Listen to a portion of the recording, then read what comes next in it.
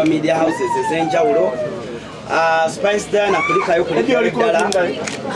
Spicediana yakava e Thailand era nga bwemba siri mistaken alabika ye muyimbi Omunayuganda asoose okuyimba ku e Thailand.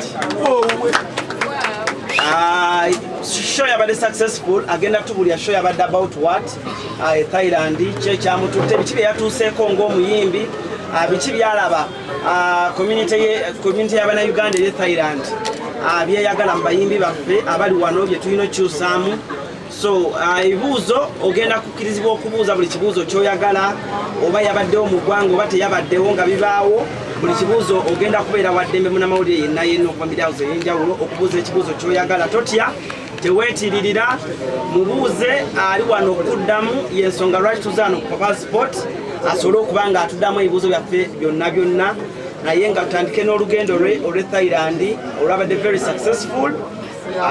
Twongera okwebaza source management okuba nga ate ekintu bakiwanikidde ddala okulaba nga ate ne Thailand nayo abayimbi bagenda kugendayo. Gambye ye muyimbi asoose bw'aba asse omu ku abo abasatu tasooka bifo bisatu ku abo abagenzeeko e Thailand. Wali abagenzeyo okushopinga okugula engoye n'okugula nekeresi, naye mu bayimbi ateeka okuba nga ye muyimbi asoose ku lwange. So mu ssaawa eno ennyininyini kanzikirize bobiwine sooka obuze ku bantu n'oluvanyuma twanjulire omukulu atubuuzeeko. Anthony oba bobiwine wa spicediana. Mwebale kwagala spice webale kwagala Uganda. Bannayuganda bakwagala ate webale kubabeererawo.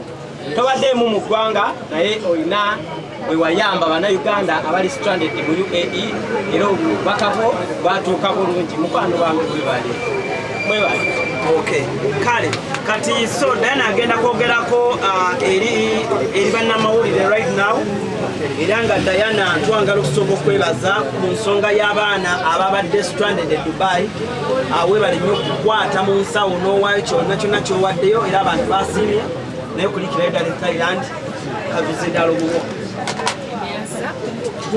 Okusookera ddala mbeebaza mwenna mwebale kutambula nange okuva ku airport mwebale kubafiiriza byonna bye mbadde mukola ne mujja ne munnyaniriza mu bitiibwa era ndowooza buli we tuyise badde beebuuzibwa ate ani eyeesimbyewo naye nga gonna maanyi gammwe mwebale nnyo mwebalire ddala nnyo team Spicediana, team Boda boda Spicediana n'abamawulire mwenna mwenna ab'enjawulo abazibwe bali ddala. Thailand yali nnungi nnyo ekimu kyatambula bulungi. Esho y'Abannayuganda eyali esoose yali abamindi asoose okugenda e Thailand era kyenalaba ekyenjawulo nti okusinziira ku communities endala abantu abajja mu bibuusi Bannayuganda n'aba Thailand bali so supportive. Wali Abarussia abantu ab'enjawulo bangi nnyo. Nalina show bbiri ne ku birthday yange ate show zira lijjudde bantu bamawanga ag'enjawulo. So bandako omukwano era ne mbazamu amaanyi ne mbaga nti n'abayimbi abalala batwale kubanga kirungi kipromotinga Uganda because nalaba aba Thailand nga bazze abantu ab'enjawulo because they had a Ugandan artist ajja. So bwe tupromotinga culture yaffe nga tuyita mu ekyo kiba kitukolera ffenna nga Uganda. Chatambula bulungi. I celebrated my birthday namwe bali kunjaguza sibaddeewo naye omukwano gubadde mungi nnyo okukitimba nga lwenscrollinga ndaba Spicediana mwe bali nnyo mwe bali ddala.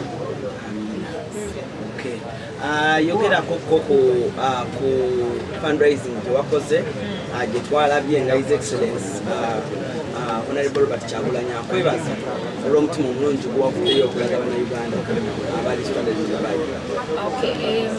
Fundraising eyo yaffe ffenna nga Bannayuganda era katwala omukisa guno gwennyini ndi wano mu maaso gammwe mwenna abantunuzzaamu kamera nti obubaka bwe butuuse eri Abannayuganda tukwatire wamu tuyambagane ne b'ensanze ku airport era nabo ne banneebalizaako bannaabwe kuba ne bennaayambyeko nange sibamanyi personally but nkimanyi nti era kibaddeko tekiyamba kyamaanyi. so ngo basanga mbavadde nagamba nange kama mulungi ntuuse sibira kitegeeza nti ebiriyo si birungi osanga so tuba twagala baganda baffe bakomewo mu mirembe tukwatire wamu tetukwata kunzenzeka kya bobiwine kyaffe ng'abannayuganda era yenna ali eyo ng'olina obusobozi olina kyosobola okukola tekirina kuba kyabayimbi ate kyabacelebrities kyanini affenna kitukwatamu so nze nasazeewo nga nze nange ekyo kirabo kyemba neewa ekya birthday yange n'akasente ako sikabadde kangi naye nkimanyi kasobola okugattako teekateeka eyo era omukulu Bobiyanga engeri twaliwo mu ggwanga yatuyambako okutuusa obubaka kale era omukulu omubonereko wabadde akomyewo naye akikonyeeko n'agamba we balinyo we balina ddala n'abalala nabo bakole bwe batya basobodde nako obuzibu bwe tusanga nti bwe tukikola ng'abayimbi ate abantu abamu abali eyo balina engeri gye bakirabamu bagamba olumu okikola weeraga okikola kugamba n'oggwamu n'amaanyi so nze ndowooza nti ekibibi kibe kirungi ate wabaawo fundraising eyambako egattako munnayuganda tukolere wamu tukipushinga tulina okunoonyayo bibi ate kubanze n'abantu olumu bendaba nga omuntu oba akoze ekirungi banoonya ate ekibi ennyo nnyo nnyo babika ate omuntu ekirungi kyakoze ekirungi kiba kirungi tekisobola kukyuka so nze n'olwensonga eyo njagala obategeeza nti newe munaaleeta ekibi kyemba nkoze mu kubika ekirungi tuba tekigenda kukyusa era nja sigala nga nkola ekyo so mwenna ndi abantu abakomperi nga bayimbi tebali mu kuyamba osanga omuntu nga yandyagadde okubaako kyayongera ne because akimanyi nti bw'anaakikola abamidya bagenda tandika kumwogerera bagambe ate kati amaze kulaba gundi ngaakikola ate kati wakyalese ssente entono ate lwakyatekayo ennyingi okweraga kugamba twekerawo jjajinga abantu kyobuyambi buba buyambi omuntu nabataddeyo omutwalo gumu aba ayongeddeko so tuleke kujjajinga tuleke kutunuulira bibi ekirungi wekiba kirungi tukyogereko ate webanga kintu kitugattako ffenna tukipushinge tukikuba abantu bamanye nti kyetuliko kituyamba ffenna tuyambe ku baganda baffe abali stranded outside. Kale tugenda kukkiriza ebibuuzo okuva eri mu bannamawulire ab'enjawulo buli omu ng'abuuza oyogera media house muva oba oyogera omukutu gwo gw'okolera netutandikira awo waliwo alina ekibuuzo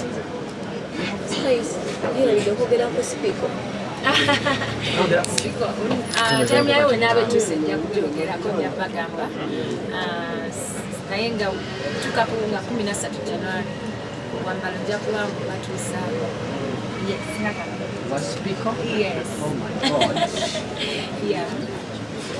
bakitukoze kiro ate era sibasuubira kunfunamu basi bizinesi nange sisuubira kubafunamu kubanga sibakozi nga bwekugambye nti ekitugatta guba mukwano balaavu nti bo okujja ne befiriza obudde ne bajja gyendi nti guba mukwano ate n'abamu basibamanyi basnala so ekyo kyo kyebaliza mukama nnyo because it's not for everyone ate nange okukola kyenkoze nti nembagala nenkola ku kimu nange basiina akase nti omukwano guwangula ku kimu wotabadde gravity omutujju yavaayo nakola buuze bwanne ku bintu ebitwongerako sagala nnyo tubuuze ku bantu nga tebali naffe because this is me I'm sitting right here with you guys wabwe buzibu bwe tulina obwo kyogala tulina tuyinza kubuuza kitugattako kale mbuuza ku konsati z'abayimbi ezinja esira lwaki oba addition ku kibuuzo kyange nja kwagala nnyo okumanya ebiri eyo gy'ova as in relation to the music industry ye Uganda.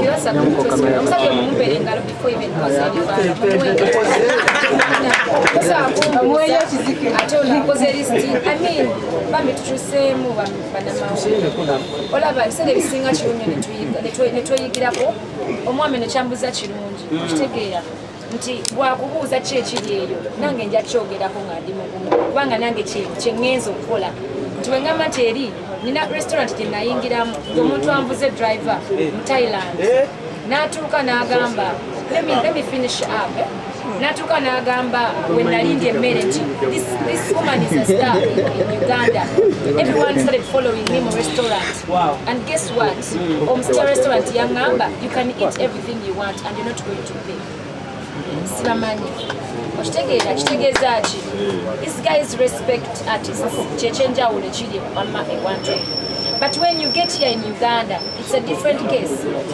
Otuka mu kifo nakubuuza gwani nenga nakubuuza mu bbala gyakubulizaamu bazanya music wo ate nga akumanyi naye buli omu because ayagala abeere star.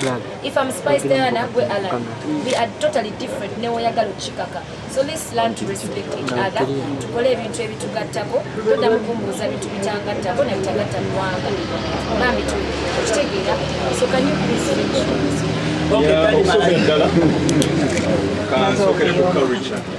Like in Uganda, of course, when it comes to this side of an artist, to the audience of them, you get a dressing code. Like in Uganda, where artists are performing, how is it in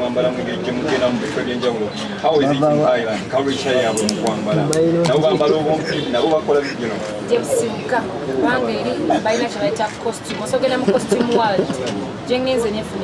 My costumes for the concert. The costume otuka ino gamba chichichi waliwo akaiteno waliwo akasalizeno chebaita because mu creative world omuntu alina getting a creative ate omusubira kwambala nga wabulijjo kwa chebaita being creative is thinking out kyobadde olowooza oba kyokola ekiri nokola ekiri extraordinary so eri buli kimu kikkirizibwa okwambala oba oyambadde otya oba otya it's okay. So tugambe nti abawala just exposed. Like, about complaining? I think one omuntu kyatakola ayagala omulalime kikola. That's what they hate what they don't know. Yeah, someone say. I am man, bad man. They hate what they don't know. Ate era batya ne batamanyi. They fear why they don't know. What? Okay, Diana maliriza ng'otubuulira enteekateeka ey'ennaku z'omwezi nga 13 January. Weeteeseteese otya wakati okomyewo tutandikira wa kigwe kitya kale kamala okuwa Okay, nga 13 January 2023 concert ya first Spicediana live in concert. Of course ngera bulijjo Uganda yaffe baba yabagamba tejja kola tebajja kujja which is okay nze bwe nabimanyira si kibya.